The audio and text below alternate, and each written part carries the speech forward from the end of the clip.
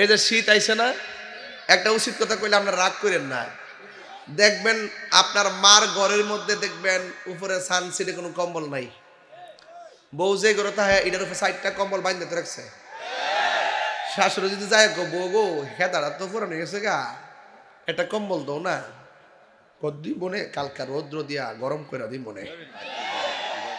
পরের দিন যাওয়ার পরে কেউ গরম করছিল নি,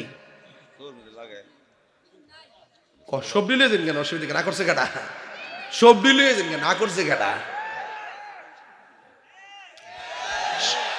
আচ্ছা কোন তো যে বউটা শাশুড়িরে আঙ্গুল দেহে কথা কও, এই বউটারে তার ঘরে যখন ছেলে হবে আবার ফুতের বউ আইব, তার ফুতের বউ আয়া কিন্তু ফাওয়ার আঙ্গুল দেখাইব।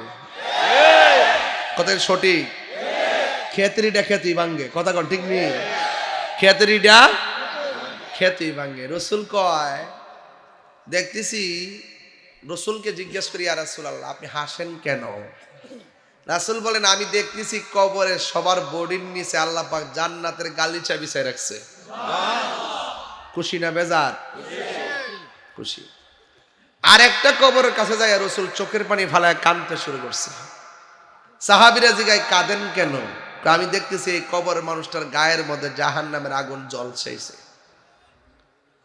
তাড়াতাড়ি বাজারে যায় এলান করে গুরুস্থানে যত মুর্দার শোয়াইছে সবার আপন জনরা যেন আসে। সবাই এসে কবরের মধ্যে দাঁড়াইছে।